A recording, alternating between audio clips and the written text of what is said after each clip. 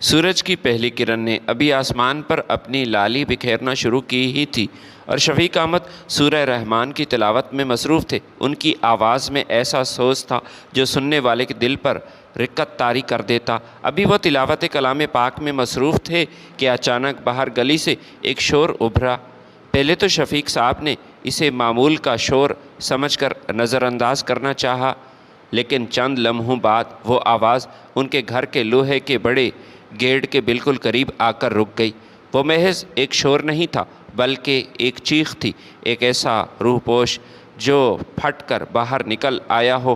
ایک عورت کے رونے کی آواز گلی میں گونج رہی تھی، لیکن وہ روایتی رونا نہیں تھا، وہ چیخ رہی تھی، دھاڑیں مار مار کر رو رہی تھی، جسے اس کا کوئی بہت بڑا نقصان ہو گیا ہو، جیسے اس کی کل کائنات لٹ گئی ہو۔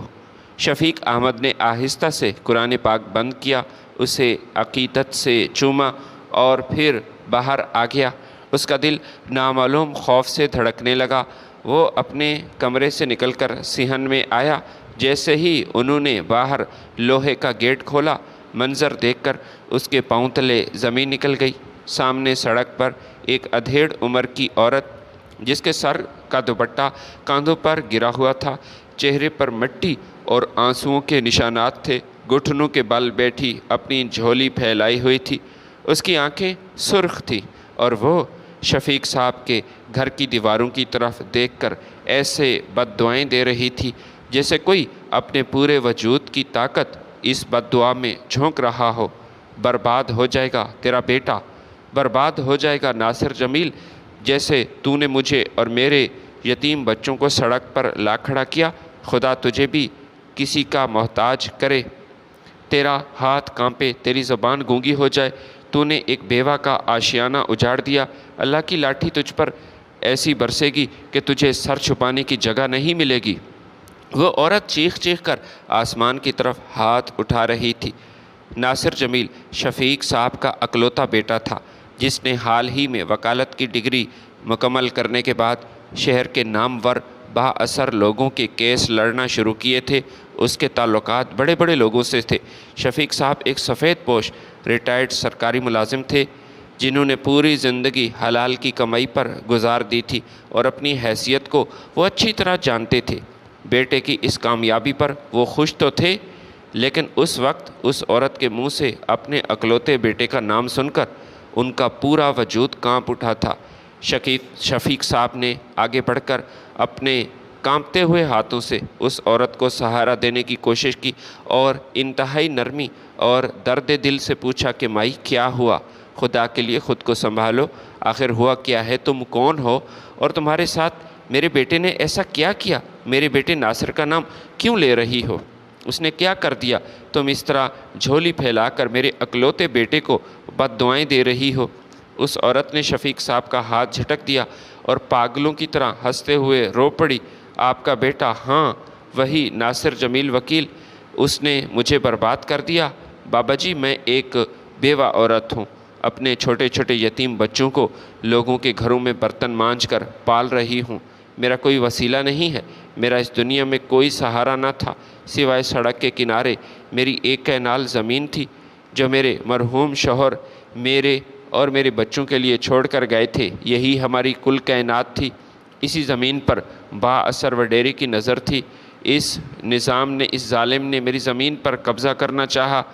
میں عدالت گئی، مجھے امید تھی کہ قانون مجھے انصاف دے گا، لیکن وہاں آپ کے بیٹے نے اس وڈیرے کا ساتھ دیا۔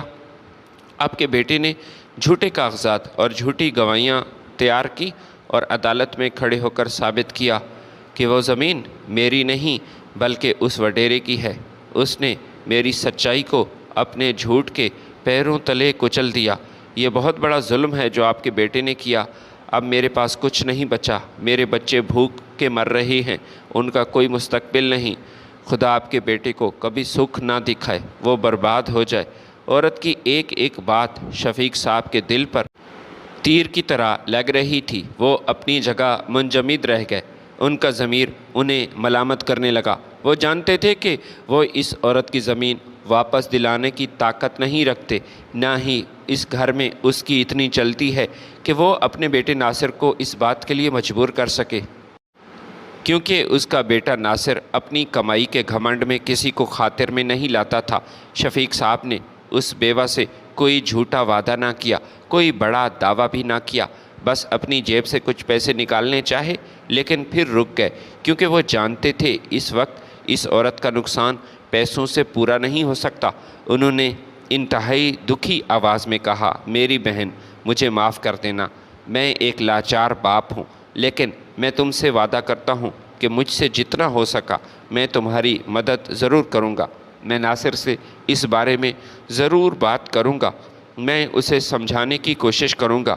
عورت نے اپنی چادر سنبھالی اور روتی ہوئی چیختی ہوئی گلی کے موڑ پر غائب ہو گئی، لیکن اس کی بد دعاؤں کے الفاظ گلی کی ہواؤں میں معلق رہ گئے تھے۔ شفیق صاحب کافی پریشان حالت میں گھر کے اندر آئے۔ ناصر اس وقت گھر میں موجود نہیں تھا، وہ رات کا گیا ہوا تھا اور شاید کسی نئے کیس کے سلسلے میں مصروف تھا۔ شفیق صاحب کا دل تلاوت میں نہ لگا، وہ بس صحن میں بیٹھ گئے، ناصر کی واپسی کا انتظار کرنے لگے، اور اس کے ذہن میں بار بار اس بیوہ عورت کے بارے میں یادیں اسے ستا رہی تھی، اس کے وہ الفاظ گونج رہے تھے۔ دوپہر کے وقت ناصر جمیل گھر لوٹا، اس کے چہرے پر کامیابی کا ایک عجیب سا غرور تھا۔ ہاتھ میں چمڑے کا قیمتی بریف کیس اور لباس سے مہنگے عطر کی خوشبو آ رہی تھی۔ وہ جیسے ہی صحن عبور کر کے اندر جانے لگا، شفیق صاحب نے اسے روک لیا۔ ناصر بیٹا، ذرا یہاں آؤ، مجھے تم سے ایک ضروری بات کرنی ہے۔ شفیق صاحب کی آواز میں سنجیدگی اور دکھ کا مکسچر تھا۔ ناصر نے گھڑی دیکھی اور کچھ بیزاری سے کہا، ابا جی کیا بات ہے، جلدی کہیے، مجھے شام کو ایک اور بڑی پارٹی میں جانا ہے، میرے پاس وقت ذرا کم ہے۔ شفیق صاحب نے گہرا سانس لیا اور کہا، بیٹا، آج صبح تمہاری غیر موجودگی میں ایک بیوہ عورت ہمارے گیٹ پر آئی تھی، کافی دکھی تھی بیچاری، وہ رو نہیں رہی تھی بلکہ دھاڑے مار مار کر چیخ رہی تھی، تمہارا نام لے کر بد دعائیں دے رہی تھی۔ اس نے بتایا کہ تم نے جھوٹے کاغذات اور گواہوں کے بل بوتے پر ایک باز سر وڈیرے کو اس کی ایک کینال زمین دلوائی، جو اس کا اور اس کے یتیم بچوں کا واحد اثاثہ تھی۔ ناصر بیٹا، ابھی بھی موقع ہے، باز آ جاؤ، اللہ تعالیٰ نے تمہاری زبان میں تاثیر رکھی ہے، تم جیت جاتے ہو، تم کامیاب ہو جاتے ہو، تم میں لوگوں کو قائل کرنے کی طاقت پائی جاتی ہے، تم کافی ذہین ہو، لیکن تم اپنے اس ذہن کا غلط استعمال کر رہے ہو۔ ناصر کے چہرے کے تاثرات یکسر بدل گئے، اس نے غصہ کیا اور اپنے باپ کو دیکھنے لگا۔ شفیق صاحب نے اپنی بات جاری رکھتے ہوئے کہا، تم جھوٹے گواہوں کی مدد سے عدالت میں کیس جیت تو رہے ہو بیٹا، تمہارا نام بھی بن رہا ہے، پیسہ بھی آ رہا ہے، لیکن بیٹا یاد رکھنا، اس پیسے کے ساتھ ساتھ تم معصوم اور مظلوم لوگوں کی بد دعائیں وہ بھی سمیٹ رہے ہو۔ 2 مہینے پہلے کا واقعہ ابھی تک میں نہیں بھولا اور میرا دل کانپتا ہے اسے یاد کرتے ہوئے۔ تم نے ایک نامی گرامی قاتل کا کیس لڑا اور اسے ضمانت دلوائی، آج وہ شخص 2 قتل کرنے کے باوجود سڑکوں پر بازاروں میں کھلے عام گھوم رہا ہے، وہ آزاد ہے۔ کیوں بیٹا؟ کیونکہ مقتول کے لواحقین، مقتول کے وارث، وہ بیچارے غریب ہیں، وہ بدلہ لینے کی طاقت نہیں رکھتے، نہ ہی ان کے پاس تمہارے جیسے وکیل کو دینے کے لیے بھاری فیس ہے۔ کیا یہی تمہاری قانون کی ڈگری تمہیں سکھاتی ہے بیٹا؟ ناصر جمیل کا چہرہ غصے سے سرخ ہو گیا، اس نے اپنا بریف کیس میز پر رکھا اور اپنے بوڑھے باپ سے انتہائی گستاخانہ اور اونچے لہجے میں مخاطب ہو کر کہا کہ بس کریں ابا جان، آپ کی یہ لمبی تقریر یہ بند ہونی چاہیے، میں تنگ آ گیا ہوں، آپ خاموش رہیں اور زیادہ شور مت کریں۔ میں جب بھی اس گھر میں آتا ہوں سکون کے 2 لمحے گزارنے کے لیے، لیکن میری قسمت میں سکون کہاں؟ آپ کی یہ اخلاقیات کی لمبی لمبی تقریر کی وجہ سے میرے کان پک چکے ہیں۔ شفیق صاحب بیٹے کے اس تلخ لہجے پر دنگ رہ گئے، لیکن ناصر اب رکنے والا نہیں تھا، اس کا تکبر بول رہا تھا۔ وہ اپنے باپ سے کہنے لگا کہ ساری زندگی آپ نے کیا کیا؟ نوکری، ایمانداری کا یہ ڈھنڈورا پیٹا، لیکن آپ ہمارے کچھ کام نہ آ سکے۔ میرے کتنے ایسے خواب تھے جو ادھورے تھے، 2 وقت کی روٹی بھی ہمیں مہنگی پڑتی تھی، ہم نے غربت تنگی دیکھی، لیکن اب جب کہ میں نے اپنے دماغ کے بل بوتے پر پیسہ کمانا شروع کیا، ہمارا معیار زندگی وہ بدل رہا ہے، تو آپ سے میری یہ کامیابی یہ برداشت نہیں ہوتی۔ آپ کیسے باپ ہیں؟ کیا آپ خود کو جج سے زیادہ عقل مند سمجھتے ہیں؟ میں جج کو مجبور نہیں کرتا کہ وہ میرے حق میں فیصلہ کرے، میں اسے قائل کرتا ہوں۔ عدالت ثبوت اور گواہ مانگتی ہے جو میں فراہم کرتا ہوں، اور جج فیصلہ سناتا ہے۔ اگر آپ کو غریب لوگوں کے ساتھ اتنی ہمدردی ہے، آپ اتنے ہی منصف ہیں، تو جج کی سیٹ پر آپ بیٹھ جائیں نا، کس نے منع کیا ہے؟ اور میرے خلاف میرے مخالف وکیل کو عدالت میں جا کر سپورٹ کریں۔ بیٹے کی ان زہریلی اور دل چیر دینے والی باتوں نے شفیق صاحب کو اندر سے توڑ کر رکھ دیا۔ انہوں نے کبھی خواب میں بھی نہیں سوچا تھا کہ جس بیٹے کو انہوں نے تنگ دستی میں پال کر اس مقام تک پہنچایا، وہ ایک دن اس کی ایمانداری کا اس طرح مذاق اڑائے گا اور انہیں حسد کا طعنہ دے گا۔ شفیق صاحب کا گلا رند گیا، ان کی آنکھوں میں آنسو تیرنے لگے، لیکن وہ کچھ نہ بولے اور بالکل خاموش ہو گئے۔ اسی دوران ناصر کی بیوی زرینہ، جو کہ کچن کے دروازے پر کھڑی یہ سب سن رہی تھی، اب وہ آگے آئی۔ اس نے ناصر کا ہاتھ پکڑا، اسے صوفے پر بٹھایا اور شفیق صاحب کے سامنے ناصر کی طرفداری کرتے ہوئے بولی، آپ بس کریں، کیوں شور کر رہے ہیں؟ کیوں اپنے آپ کو ہلکان کر رہے ہیں؟ آپ بیٹھ جائیں، غصہ مت کیا کریں۔ ابا جان کی یہ عادت ہے، بلا وجہ آپ کو تنگ کرتے ہیں، ہر بات میں کیڑے نکالتے ہیں۔ پھر زرینہ نے شفیق صاحب کی طرف رخ کیا اور اس کی آنکھوں میں احترام کا ایک قطرہ بھی نہیں تھا۔ اس نے تیکھے لہجے میں اپنے سسر سے کہا کہ ابا جان، اب کیوں ہر وقت میرے شوہر کے پیچھے پڑے رہتے ہیں؟ وہ جو کر رہا ہے اس کی اپنی مرضی ہے، اس کی اپنی زندگی ہے، اسے اپنی زندگی اپنے طریقے سے جینے دیں۔ آپ تو بس یہی چاہتے ہیں کہ ہمارے حالات کبھی نہ بدلیں، ہم اسی پرانے ٹوٹے ہوئے مکان میں رہیں اور غربت کی زندگی گزار دیں۔ مجھے تو لگتا ہے آپ اپنے بیٹے سے حسد کرتے ہیں۔ آپ کیسے باپ ہیں جو اپنے بیٹے کی کامیابی سے جلتے ہیں؟ پیسوں کی ہوس نے باپ اور بیٹے اور سسر اور بہو کے رشتے کو تمیز کی یکسر بدل دیا۔ بیٹے کے بعد اب بہو نے بھی انہیں بھرے بازار کی طرح گھر کے صحن میں جھڑک دیا تھا۔ شفیق صاحب نے ایک نظر ناصر پر ڈالی جو اپنی بیوی کی باتوں پر فخر سے مسکرا رہا تھا، اور پھر زرینہ کو دیکھا۔ ان کے پاس کہنے کو اب کچھ نہیں بچا تھا۔ وہ مکمل طور پر خاموش ہو گیا، ایک ایسی خاموشی جو اندر کے طوفان کا پتہ دیتی ہے۔ وہ چپ چاپ اپنے کمرے میں گئے، اپنی چادر اٹھائی اور بغیر کچھ کہے وہ گھر سے باہر چلے گئے۔ جب بھی بیٹے سے اس کی بحث ہوتی تھی وہ ایسا ہی کرتا تھا۔ وہ پارک میں آ کر کھلے میدان میں سانس لیتا۔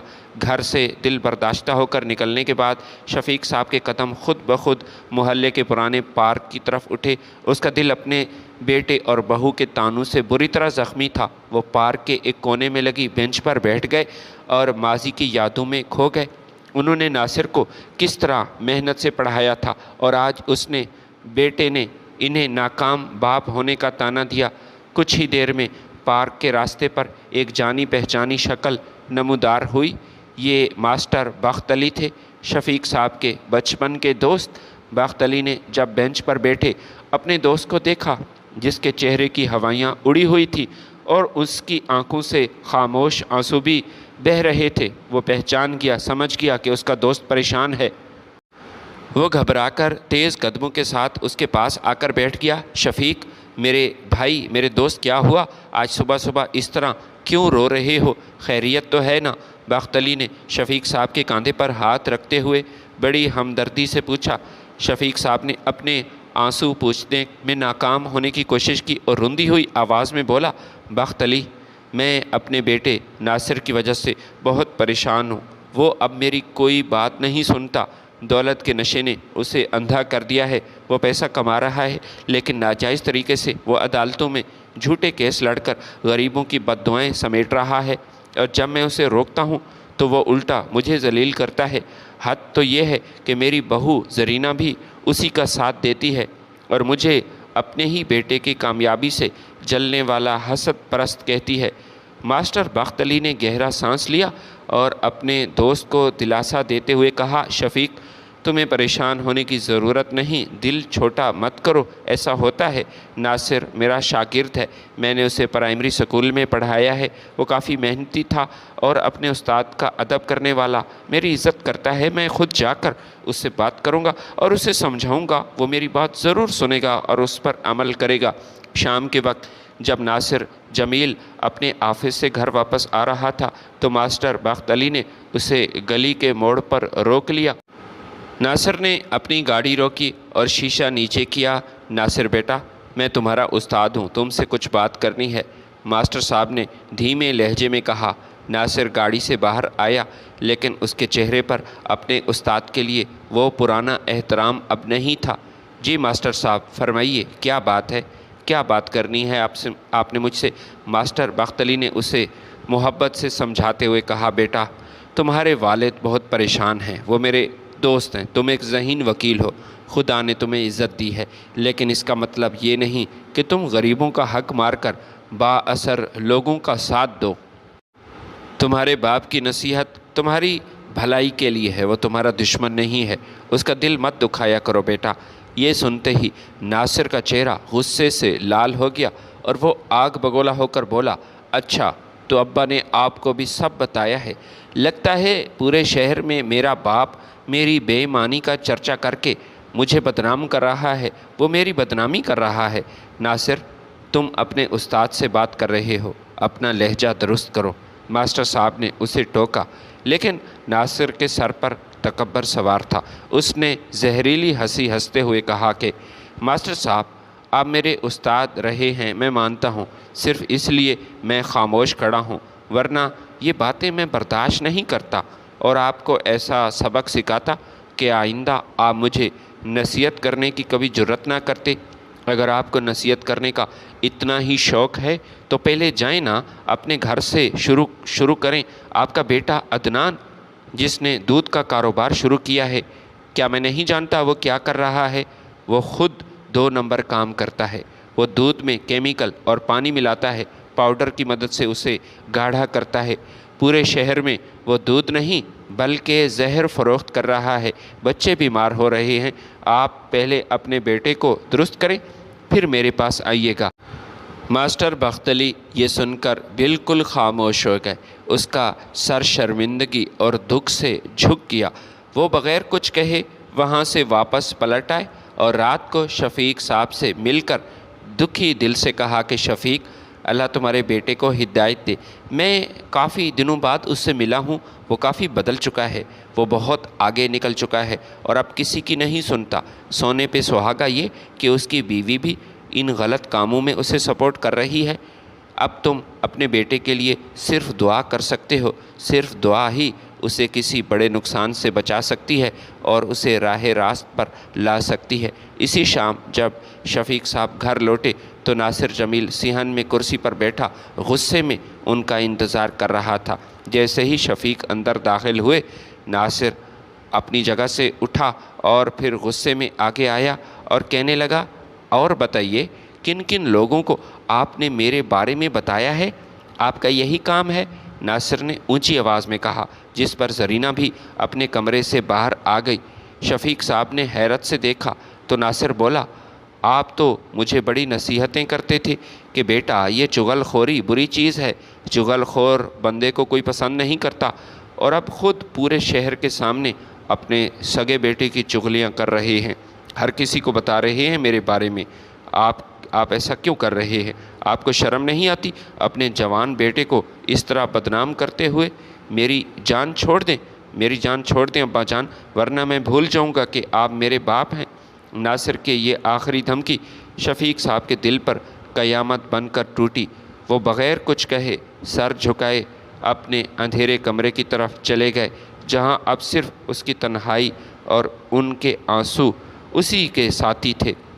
اگلی صبح جب سورج کی پہلی کرن نے ناصر کے عالیشان گھر کو چھوا تو گھر کا ماحول پرسکون صبح کا نہیں بلکہ ایک آنے والے طوفان کا پیش خیمہ تھا۔ زرینہ نے کچن سے نکل کر ناصر جمیل کے کمرے کا رخ کیا، جہاں ناصر ابھی بستر سے اٹھ رہا تھا اور عدالت جانے کی تیاری کر رہا تھا۔ ناصر، آج مجھے بازار جانا ہے، کچھ ضروری شاپنگ کرنی ہے، مجھے کچھ پیسے چاہیے۔ زرینہ نے ناصر کے قریب آ کر بڑے ہی لاڈ سے کہا۔ ناصر نے مسکرا کر اپنے ٹیبل پر رکھا ہوا چمڑے کا بٹوا وہ اٹھایا۔ جیسے ہی اس نے بٹوا کھولا، اس کے چہرے کے تاثرات وہ یکسر بدل گئے۔ اس نے بٹوے میں موجود نوٹوں کو 2 بار گننا شروع کیا، پھر بٹوے کے تمام خانوں کو الٹ پلٹ کر دیکھا۔ اس کا ماتھا ٹھنکا۔ زرینہ، میرے بٹوے میں 5-5 ہزار کے کچھ نوٹ غائب ہیں، غالباً پورے 30,000 روپے کم ہیں۔ یہ پیسے کہاں گئے؟ تم نے تو یہاں سے نہیں نکالے؟ ناصر نے تشویش بھری نظروں سے اپنی بیوی کو دیکھا۔ اس کے بعد زرینہ نے فوراً بناوٹی غصہ اور حیرت کا اظہار کیا۔ میں ایسا کیوں کروں گی ناصر؟ کیسی باتیں کر رہے ہیں؟ آپ اچھی طرح جانتے ہیں میں آپ کی اجازت کے بغیر کبھی آپ کے پیسوں کو ہاتھ نہیں لگاتی۔ میں نے تو کبھی آپ کا بٹوا ٹٹولا تک نہیں۔ ہاں، البتہ مجھے یاد آیا۔ زرینہ نے جان بوجھ کر آدھا جملہ وہ چھوڑ کر خاموش ہو گئی۔ البتہ کیا زرینہ؟ صاف صاف بولو، ناصر نے بے صبری سے پوچھا۔ زرینہ نے ادھر ادھر دیکھا اور پھر دھیمی آواز میں بولی، رات کو جب میری اچانک آنکھ کھلی تو میں نے دیکھا کہ آپ کے والد محترم آپ کی چارپائی کے سرہانے کھڑے تھے۔ میں حیران تھی کہ وہ کیا کر رہے ہیں۔ پھر میں نے غور سے دیکھا تو ان کے ہاتھ میں آپ کا بٹوا تھا اور اس سے وہ کچھ نکال رہے تھے۔ میں نے سوچا شاید انہیں کسی چیز کے لیے پیسے چاہیے ہوں گے اور جلدی جانا چاہتا ہے صبح کہیں، اس لیے میں چپ رہی۔ لیکن مجھے کیا معلوم تھا کہ وہ ابا جان نے یہ پیسے نکالے چوری کی۔ ناصر کا غصہ 7ویں آسمان پر پہنچ گیا۔ غصے اور تکبر اس کی عقل پر ایسا اس نے پردہ ڈالا کہ اس نے ایک سیکنڈ کے لیے یہ نہ سوچا کہ اس کا باپ کتنا غیرت مند اور حلال کمانے والا انسان ہے۔ وہ غصے سے پاؤں پٹکتا ہوا شفیق صاحب کے کمرے کی طرف بھاگا۔ اس وقت شفیق ہمیشہ کی طرح جائے نماز پر بیٹھے نہایت خشوع اور خضوع سے قرآن مجید کی تلاوت میں مصروف تھے۔ ناصر نے کمرے کا دروازہ زور سے کھولا اور بغیر کسی احترام کے تلاوت کے دوران ہی چلا کر بولا، ابا جان میری بات سنیں، میرے پیسے کہاں ہیں؟ شفیق صاحب نے چونک کر بیٹے کی طرف دیکھا، قرآن پاک کو ادب سے بند کیا اور نرمی سے پوچھا، بیٹا کیسی باتیں کر رہے ہو؟ کون سے پیسے؟ وہی پیسے جو رات کو آپ نے میرے بٹوے سے نکالے تھے۔ یہ پورے 30,000 روپے تھے۔ آپ کو اگر پیسے چاہیے تھے تو مجھ سے لے لیتے، یوں چوری چھپے بٹوے سے کیوں نکال لیے؟ اب کہاں چھپائے ہیں آپ نے میرے پیسے؟ ناصر نے زہریلے لہجے میں الزام لگایا۔ شفیق یہ گھنونا الزام سن کر دنگ رہ گیا۔ اس کا پورا وجود کانپنے لگا۔ انہوں نے صدمے سے کہا، بیٹا میں تمہارے پیسے کیوں اٹھاؤں گا؟ میں نے تو کبھی زندگی میں حرام کے پیسے کو ہاتھ تک نہیں لگایا۔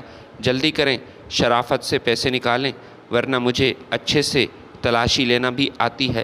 ناصر نے کڑکدار آواز میں کہا۔ شفیق صاحب خاموش ہو گئے۔ اس کی آنکھوں سے نمکین آنسو بہہ کر داڑھی پر گرنے لگے۔ ناصر نے آگے بڑھ کر اپنے بوڑھے باپ کی تلاشی لینا شروع کی۔ یہ زندگی میں پہلی بار تھا کہ وہ اپنے باپ کی تلاشی لے رہا تھا، اسے چور سمجھ رہا تھا۔ اس نے شفیق صاحب کے کرتے کی جیبیں ٹٹولیں، پھر الماری سے اس کا پرانا گھسا ہوا بٹوا نکالا۔ جب ناصر نے اس پرانے بٹوے کو کھولا تو اس کے اندر سے 50-50 کے پرانے 2 نوٹ تھے اور یہ کل 100 روپے تھے اور ایک پرانی تسبیح۔ اس کے علاوہ ناصر کی بچپن کی ایک دھندلی پھٹی ہوئی تصویر نکالی جسے شفیق صاحب نے پچھلے 20 سالوں سے اپنے دل کے قریب رکھا ہوا تھا۔ شفیق صاحب نے دکھی دل اور کانپتی آواز میں کہا، بیٹا کیا تمہاری اب تسلی ہو گئی؟ کیا اب میں سچا ثابت ہو گیا؟ تم نے اپنے باپ کی تلاشی لی، بیٹا یہ تم نے کیا کیا؟ اب یہ تسبیح اور اپنی بچپن کی تصویر مجھے واپس دو تاکہ میں اپنی تلاوت دوبارہ شروع کر سکوں۔ میری جیب میں صرف یہ 100 روپے ہیں اور کچھ بھی نہیں ہے۔ لیکن ناصر کا شک ابھی بھی دور نہیں ہوا۔ آپ نے ضرور وہ پیسے کہیں کمرے میں چھپائے ہیں۔ یہ کہہ کر اس نے پورے کمرے کی تلاشی شروع کر دی۔ تکیے الٹ دیے، بسترا پھاڑ دیا، کتابیں بکھیر دیں، لیکن اسے اپنے وہ پیسے کہیں نہ ملے۔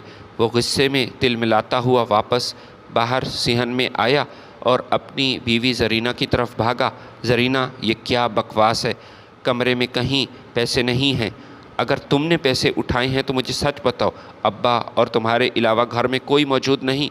یہ سن کر زرینہ نے ڈرامہ شروع کیا۔ اس نے روتے ہوئے چلانا شروع کیا، ناصر، اگر اب آپ نے مجھ پر چوری کا الزام لگایا تو میں اپنا سامان باندھوں گی اور یہ گھر چھوڑ کر چلی جاؤں گی۔ آپ کو میری بات پر یقین نہیں آ رہا کیا؟ آپ کے باپ نے ہی وہ پیسے چرائے ہیں، میں نے خود اپنی آنکھوں سے دیکھے ہیں، اور وہیں اس نے کہیں ضائع کر دیے ہیں۔ شاید پیسے جلا دیے ہیں یا کہیں پھینک دیے ہیں، کیونکہ وہ آپ کی اس کمائی سے جلتے ہیں، وہ خوش نہیں ہیں، وہ تو اس کمائی کو ناجائز سمجھتے ہیں، وہ تو کبھی نہیں چاہیں گے نا کہ آپ کے پاس یہ پیسے ہوں۔ زرینہ کی باتوں نے ناصر کے غصے کو جنون میں بدل دیا۔ وہ دوبارہ شفیق کے کمرے کی طرف داخل ہوا اور اپنے باپ کی طرف انگلی اٹھا کر اندھی دھمکی دی کہ میری بات کان کھول کر آپ سن لیں، 1 گھنٹے کے اندر اندر میرے 30,000 مجھے واپس چاہیے، ورنہ میں آپ کے اس پورے کمرے کو آگ لگا دوں گا، آپ کا نقصان کروں گا۔ اپنے ہی خون، اپنے ہی اکلوتے بیٹے کے منہ سے کمرے کو آگ لگانے کی دھمکی، یہ سن کر شفیق صاحب کے ہاتھ پاؤں برف کی طرح ٹھنڈے ہو گئے۔ اس کا ضمیر، اس کی غیرت اب اس گھر میں ایک پل بھی رکنے کی اجازت نہیں دے رہی تھی۔ اس نے انتہائی ضبط کے ساتھ، برداشت کے ساتھ اپنے آنسو پونچھے اور کہا، بیٹا ناصر بیٹا، میرے کمرے کو آگ لگانے کی کوئی ضرورت نہیں، میری بس ہو گئی۔ میں نے تمہارے وہ پیسے نہیں لیے، تم نے میری بات پر یقین نہ کیا، لیکن اب میں یہ گھر چھوڑ کر جا رہا ہوں۔ جو بیٹا اپنے بوڑھے باپ پر چوری کا الزام لگائے، میں ایسے گھر میں ایک لمحہ بھی نہیں ٹھہر سکتا بیٹا۔ شفیق صاحب نے دیوار پر ٹنگی اپنی پرانی چادر اٹھائی، اپنے بٹوے میں موجود ناصر کے بچپن کی تصویر کو دیکھا اور بھرے دل کے ساتھ کمرے سے باہر نکل آیا۔ جب وہ باہر صحن عبور کر کے گیٹ کی طرف جا رہے تھے تو محلے کے چند لوگ جو باہر یہ شور سن رہے تھے وہ جمع ہو گئے۔ انہوں نے ناصر سے کہا کہ ناصر، خدا کا خوف کرو، شرم کرو، ہم تمہارے باپ سے اچھی طرح واقف ہیں کہ یہ کتنے شریف آدمی ہیں، اس نے زندگی کیسے گزاری ہے، ہم اس بات کی گواہی دیتے ہیں۔ وہ تمہارے بوڑھے باپ ہیں، انہیں اس طرح گھر سے مت نکالو، روک لو، ابھی بھی موقع ہے۔ لیکن ناصر اپنی انا اور زرینہ کے سحر میں ایسے جکڑا ہوا تھا، اس نے اپنے والد کو روکنے کے لیے ایک قدم آگے نہ بڑھایا۔ وہ چپ چاپ کھڑا انہیں جاتا ہوا دیکھتا رہا۔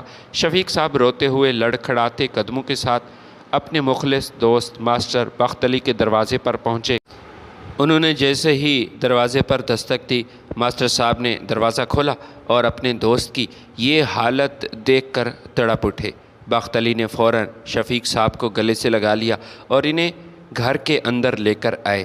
ماسٹر بخت علی کے جوان بیٹے عدنان نے جب یہ سب دیکھا تو وہ آگے بڑھا اور شفیق صاحب کے گھٹنوں کو چھوتے ہوئے بڑے ادب سے بولا، چچا جان، آپ بالکل پریشان مت ہوں، اپنے بیٹے کی وجہ سے آپ کو پریشان ہونے کی ضرورت نہیں، میں بھی آپ کا بیٹا ہوں۔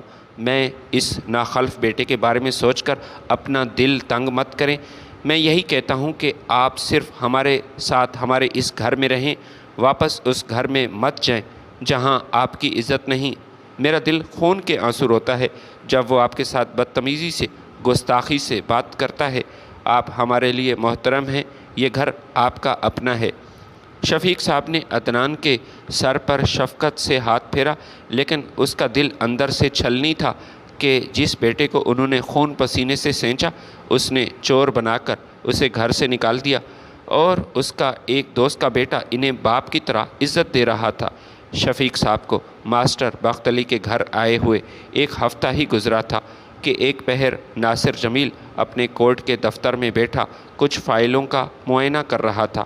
اسی دوران دروازہ کھلا اور زرینہ کا سگا بھائی کمال ناصر کے کیبن میں داخل ہوا۔ کمال کے چہرے پر سنجیدگی اور ندامت کے تاثرات تھے۔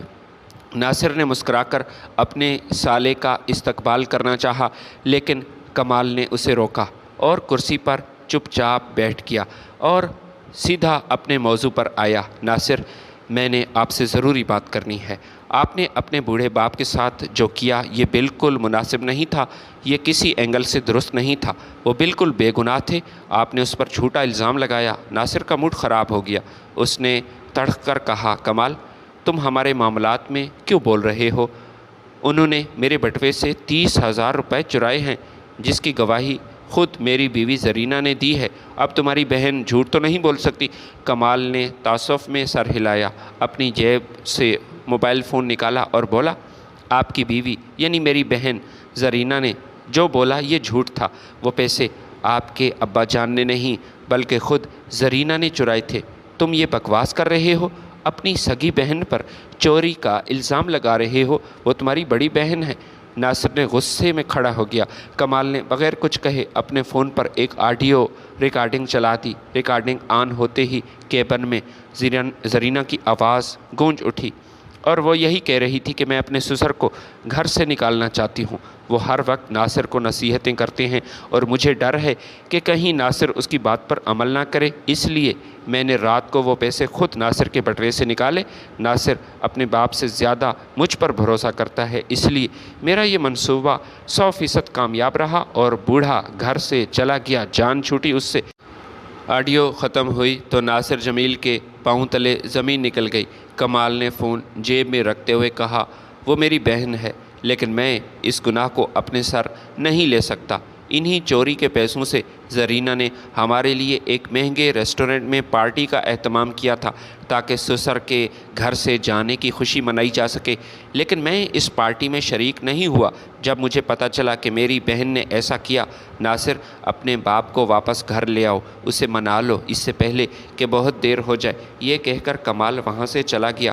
حقیقت جاننے کے باوجود ناصر جمیل کے اندر کی انا اور تکبر نے اسے باپ سے پاس جانے سے روکا، باپ کے پاس جا کر معافی مانگنے کی اجازت نہ دی۔ ہاں، جب وہ شام کو گھر لوٹا تو اس نے زرینہ پر سخت غصہ کیا، اسے وارننگ دی کہ آئندہ ایسا مت کرنا، یہ کھیل نہ کھیلنا ورنہ بہت برا ہوگا، لیکن شفیق صاحب کو واپس لانے کے لیے اس نے کوئی قدم نہ اٹھایا۔ اس کا دل پتھر کا ہو چکا تھا، وہ اپنے باپ سے بیزار تھا۔ دوسری طرف ماسٹر بخت علی کے گھر میں شفیق صاحب اب اداس رہتے تھے۔ ایک دن انہوں نے عدنان کو اپنے پاس بٹھایا اور ہچکچاتے ہوئے کہا، بیٹا عدنان میری بات سنو، ناصر نے مجھ سے کہا تھا کہ تم دودھ میں ملاوٹ کرتے ہو اور کیمیکل ملا کر پورے شہر میں زہر فروخت کر رہے ہو، بیٹا کیا یہ سچ ہے؟ عدنان کے چہرے پر ایک مسکراہٹ ابھری، اس نے شفیق صاحب کا ہاتھ پکڑ لیا اور کہا کہ چچا جی آپ میرے ساتھ آئیں، میں آپ کو خود دکھاؤں گا کہ میں کیا کرتا ہوں، لوگ خود گواہی دیں گے، خود اپنی آنکھوں سے دیکھ لیں۔ عدنان شفیق صاحب کو اپنی دکان پر لے گیا۔ اس دن شفیق صاحب نے نوٹ کیا کہ جو بھی گاہک دکان پر آ رہا تھا وہ عدنان کے دودھ کی تعریف کر رہا تھا۔ ایک بوڑھے گاہک نے شفیق صاحب کو دیکھ کر کہا کہ بابا جی ہم پچھلے کئی سالوں سے عدنان سے دودھ لے رہے ہیں، پورے علاقے میں اس سے زیادہ خالص اور اچھا دودھ، معیاری دودھ نہیں ہے، یہ حلال کمانے والا بیٹا ہے، اس کے دودھ میں ایک قطرہ پانی نہیں ہوتا۔ عدنان نے شفیق صاحب کی طرف دیکھا اور دھیمے لہجے میں کہا، چچا جان آپ کے بیٹے ناصر نے مجھ پر جھوٹا الزام لگایا ہے، میں نہیں جانتا کہ اس نے ایسا کیوں کہا، لیکن اس نے جھوٹ بولا، لیکن میں آپ سے کوئی جھگڑا نہیں کروں گا، اللہ اسے ہدایت دے۔ شفیق صاحب کا دل عدنان کی ایمانداری دیکھ کر خوش ہو گیا، لیکن اپنے بیٹے کے جھوٹ پر اس کا سر شرم سے جھک گیا۔ ناصر جمیل سچائی سامنے آنے کے بعد بھی اپنے تکبر کے نشے میں چور تھا۔ اس نے ضمیر کی آواز کو دبا دیا اور اپنی جھوٹی وکالت اور ناجائز کمائی کے سلسلے کو پہلے سے بھی زیادہ تیز کر دیا۔ زرینہ بھی اب بے خوف ہو چکی تھی کیونکہ وہ جانتی تھی کہ ناصر سب کچھ جاننے کے باوجود اس کے سحر سے باہر نہیں نکل سکتا۔ ادھر شفیق صاحب دن رات اپنے بیٹے کی ہدایت کے لیے رو رو کر دعائیں مانگ رہے تھے، کیونکہ ایک باپ کا دل اپنے بچے کے لیے کبھی کینہ نہیں رکھ سکتا، ایک باپ کبھی اپنے بیٹے کے بارے میں برا نہیں سوچ سکتا۔ کچھ ہی دن گزرے تھے کہ ایک شام جب شہر پر اندھیرا چھا رہا تھا، شفیق صاحب ماسٹر بخت علی کے گھر کے صحن میں بیٹھے تسبیح پڑھ رہے تھے۔ اچانک محلے کا ایک لڑکا ہانپتا ہوا اندر داخل ہوا اور بلند آواز میں کہا، شفیق چچا جلدی ہسپتال پہنچیں، آپ کے بیٹے ناصر جمیل کا بھیانک ایکسیڈنٹ ہو گیا اور وہ فلاں سٹی ہسپتال میں داخل ہے۔ یہ خبر سنتے ہی شفیق کے ہاتھ سے تسبیح چھوٹ کر گر گئی۔ وہ اپنے بیٹے کے سارے ظلم، ساری گستاخیاں اور چوری کا جھوٹا الزام ایک سیکنڈ میں بھول گئے۔ باپ کی ممتا تڑپ اٹھی۔ ماسٹر بخت علی اور عدنان فوراً شفیق کو انہوں نے سنبھالا اور عدنان انہیں اپنی بائک پر بٹھا کر تیز رفتاری سے ہسپتال کی طرف بھاگا۔ جب شفیق ہسپتال کے ICU کے باہر پہنچا تو وہاں کا منظر انتہائی خوفناک تھا۔ ناصر کی مہنگی گاڑی ایک تیز رفتار ٹرک سے ٹکر کھا کر مٹی کا ڈھیر بن چکی تھی اور ناصر کو شدید زخمی حالت میں وہاں لایا گیا تھا۔ ناصر جمیل اس وقت زندگی اور موت کی کشمکش میں مبتلا تھا۔ اس کے پورے جسم پر پٹیاں بندھی ہوئی تھیں اور سب سے گہری چوٹ اس کے سر پر لگی تھی۔ سر پر کئی ٹانکے آئے تھے جہاں سے مسلسل خون بہنے کی وجہ سے ڈاکٹر شدید پریشان تھے۔ وہ مکمل طور پر بے ہوش تھا اور مشینوں کے سہارے سانس لے رہا تھا۔ ڈاکٹر نے باہر آ کر شفیق کو دیکھا۔ ان کے آنسو رکنے کا نام نہیں لے رہے تھے اور انتہائی افسوسناک لہجے میں کہا، بابا جی، ہم نے پوری کوشش کی ہے لیکن مریض کے سر پر اندرونی چوٹ وہ کافی گہری ہے۔ اس کا دماغ بری طرح متاثر ہوا ہے اور وہ ابھی کوما میں چلے گئے ہیں۔ وہ کب ہوش میں آئیں گے اس کے بارے میں ہم کچھ یقین سے نہیں کہہ سکتے، یا کبھی وہ ہوش میں آئیں گے یہ ہم کچھ نہیں کہہ سکتے۔ یہ کہنا قبل از وقت ہوگا۔ اب صرف کوئی معجزہ ہی اسے بچا سکتا ہے۔ کچھ ہی دیر میں زرینہ بھی روتی دھوتی ہسپتال پہنچ گئی، لیکن اس کے رونے میں ناصر کی محبت سے زیادہ اپنے مستقبل اور اس دولت کے چھن جانے کا خوف تھا جو ناصر کی بدولت اسے حاصل ہوئی تھی۔ ابھی تو پیسہ آنا شروع ہوا تھا، ابھی تو زرینہ نے کئی خواب دیکھ لیے تھے۔ اگلے چند ہفتوں میں ناصر کے وہ تمام دولت جو اس نے غریبوں بیووں کے حق مار کر جھوٹے کیس جیت کر اکٹھی کی تھی، پانی کی طرح ہسپتال کے مہنگے بلوں، ادویات اور ڈاکٹروں کی فیسوں کی نظر ہونے لگے۔ جس تکبر کے بل بوتے پر وہ اڑتا تھا، آج وہ خود بستر پر ایک بے جان لاش کی طرح پڑا تھا۔ بے بسی کا منہ بولتا ثبوت تھا۔ مکافات عمل کا کوڑا ناصر جمیل پر برس چکا تھا اور قدرت کا انصاف حرکت میں آ چکا تھا۔ وقت کا پہیہ اپنی پوری رفتار سے گھومتا رہا اور دیکھتے ہی دیکھتے اس ہولناک حادثے کو 6 سال بیت گئے۔ ان 6 سالوں میں ناصر جمیل کی دنیا بدل چکی تھی۔ وہ وکیل جو کبھی عدالتوں میں اپنی زبردستی، زبانی طاقت اور ذہانت کے بل بوتے پر اچھوں کو لاجواب کر دیتا تھا، آج پچھلے 6 سال سے ہسپتال کے ایک بستر پر ایک زندہ لاش کی طرح کومے میں پڑا تھا۔ قدرت نے اس کی اس زبان کی تاثیر اور قائل کرنے کی طاقت کو چھین لیا تھا جس پر اسے غرور تھا۔ ان 6 سالوں میں سب کچھ بدل گیا تھا۔ ناصر کی مغرور بیوی زرینہ جو کبھی اس کی ناجائز کمائی پر عیش کرتی تھی اور جس نے ایک معصوم باپ پر چوری کا جھوٹا الزام لگایا تھا، وہ ناصر کی یہ اذیت ناک حالت صرف 2 مہینے برداشت کر سکی اور وہاں سے بھاگ گئی، اسے چھوڑ گئی۔ جب اس نے دیکھا کہ ناصر کا سارا بینک بیلنس اور جائیداد ہسپتالوں کے بلوں کی نظر ہو گئی تو اب عیش و عشرت کا کوئی راستہ نہیں بچا، تو وہ خاموشی سے ناصر کو اس کے حال پر چھوڑ کر شہر سے چلی گئی اور پھر کبھی لوٹ کر نہ آئی۔ لیکن اگر کوئی نہیں بدلا تو وہ ناصر جمیل کا بوڑھا باپ جس نے پچھلے کئی سالوں سے اپنے بیٹے کی تصویر جیب میں رکھی تھی، وہ شفیق صاحب تھے۔ پچھلے 6 سال سے دن ہو یا رات، گرمی ہو یا سردی، شفیق صاحب نے اپنے بیٹے کے سرہانے وہ موجود رہا۔ انہوں نے بخت علی کے گھر آ کر اپنے بیٹے کی تیمارداری کا خود اس کو سنبھالا۔ وہ اپنے کانپتے ہاتھوں سے ناصر کو نلی کے ذریعے غذا دیتے، اس کے بستر کی چادر بدلتے، اس کے جسم پر ہونے والی زخموں کو صاف کرتے، اسے دوا لگاتے۔ وہ اپنے بیٹے سے بیزار نہیں ہوا تھا۔ آج بھی ہسپتال کے اس نیم اندھیرے کمرے میں عجیب سا سکوت تھا جس میں صرف ناصر کو سانس دلانے والی مشینوں کی دھیمی دھیمی آواز گونج رہی تھی۔ شفیق صاحب ناصر کے بیڈ کے پاس رکھے پرانی کرسی پر بیٹھے تھے۔ اسی پرانے بٹوے سے ناصر کی بچپن کی وہ دھندلی تصویر نکال کر وہ دیکھ رہے تھے جسے ناصر نے کبھی چوری کے شک میں مٹی میں رول دیا تھا۔ شفیق صاحب کی آنکھوں سے آنسو بہہ کر ناصر کے بے جان ہاتھ پر گرے۔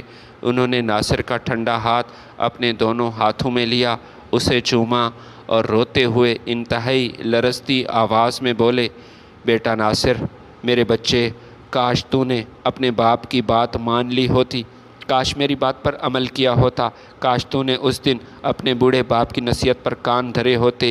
میں تجھے ان پیسوں سے نہیں روک رہا تھا، میں تجھے غریبوں کی ہائی سے بچا رہا تھا۔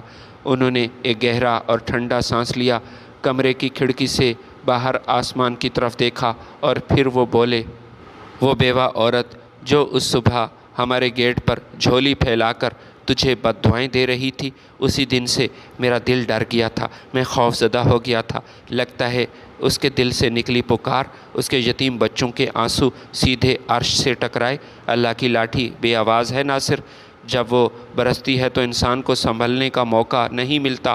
تو نے دنیا کی عدالت تو جیت لی تھی بیٹا، لیکن کائنات کے سب سے بڑے منصف کی عدالت میں تو ہار گیا۔ شفیق صاحب نے اٹھ کر ناصر کے ماتھے پر پیار کیا، اس کے بالوں پر ہاتھ پھیرا، اس کی چادر سیدھی کی، ہمیشہ کی طرح جائے نماز بچھا کر قرآن مجید کی تلاوت شروع کی اور اپنے بیٹے کی زندگی اور مغفرت کے لیے گڑ گڑا کر وہ دعا کرنے لگے۔ کمرے میں تلاوت کی دھیمی دھیمی آواز گونج رہی تھی۔ ناصر جمیل گناہ اور مکافات عمل کی ایک زندہ عبرت بنا خاموش بستر پر پڑا رہا۔ سامعین، اگر آپ کو یہ کہانی پسند آئی ہے تو اسے لائک ضرور کیجیے اور چینل کو سبسکرائب کریں۔ شکریہ۔ اللہ نگہبان۔